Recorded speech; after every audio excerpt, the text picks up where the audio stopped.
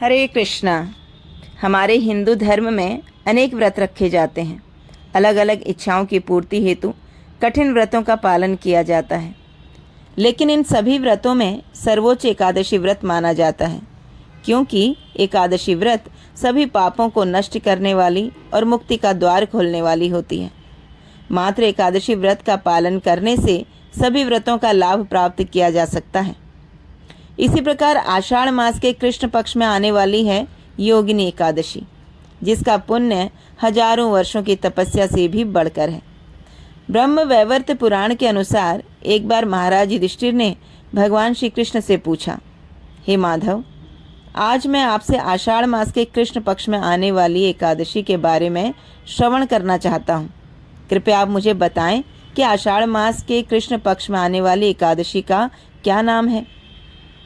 तब भगवान श्री कृष्ण ने कहा, हे राजन, आषाढ़ मास के कृष्ण पक्ष में आने वाली एकादशी का नाम है योगिनी एकादशी। एकादशी का व्रत कोई साधारण नहीं है। यह मन के विकारों का शुद्धिकरण करता है। जो व्यक्ति एकादशी का व्रत करता है, हरिनाम का जप करता है, उसके लिए बैकुंठ के द्वार खुल जाते हैं। एकादशी का उपवास स्वास्थ्य, संयम और मोक्ष प्रदान करता है। तो आइए एकादशी के उपलक्ष्य में एक पौराणिक कथा का श्रवण करते हैं। उल्कापुरी नामक एक दिव्य राज्य था, जहाँ कुबेर शासन करते थे, जो धन के अधिपति हैं और शिवजी के महान भक्त थे। उनके दरबार में एक माली था, जिसका नाम था हेम। हेम एक बलशाली युवक था। वह रोज मानसरोवर से कुबेर के लिए पुष्प लाता और कुबेर उस पुष्प को शिवजी को अर्पण करता था। हेम माली की पत्नी बहुत सुंदर और चंचल थी। एक दिन जब हेम माली पुष्प लेने गया तो उसके मन में अपने पत्नी के प्रति प्रेम उत्पन्न हो गया। वह पुष्प लेकर अपने घर चला गया। ऐसे ही समय बीत गया। वह उस पुष्प को कुबेर को देना भूल गया।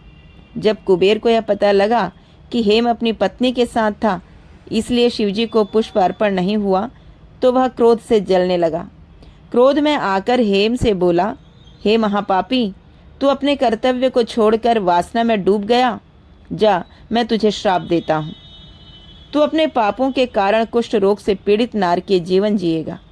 कुबेर के श्राप से हेम माली का सुंदर रूप कुरूप हो गया। कुबेर ने उसे अपने राज्य से बाहर निकाल दिया। इस प्रकार वह जंगलों में, कंदराओं में, पहाड़ों में विचरण करते हुए भोजन पानी के लिए तड़पने लगा। एक दिन वह भटकते भटकते महर्षि मार्कंडेय जी के आश्रम में पहुंच जाता है। तब हेम उन महर्षि के चरणों में गिरकर कृपा की याचना करने लगा। हे मुनिवर, मेरे पापों का कोई उपाय है जिससे मैं इन पापों से मुक्त हो जाऊं? तब महर्षि ने कहा, आने वाली आषाढ़ मास के कृष्ण पक्ष में योगिनी एकादशी का व्रत करना।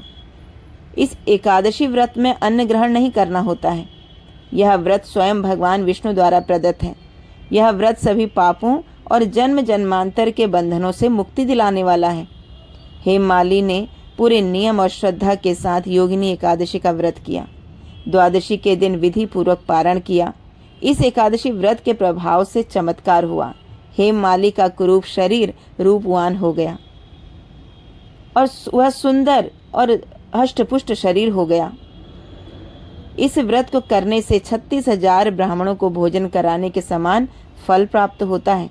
ये व्रत सिर्फ शरीर की तपस्या नहीं है, बल्कि हृदय की ग्रंथियों को खोलने वाला है और अंत में मनुष्य बैकुंठ धाम को प्राप्त करता है। तो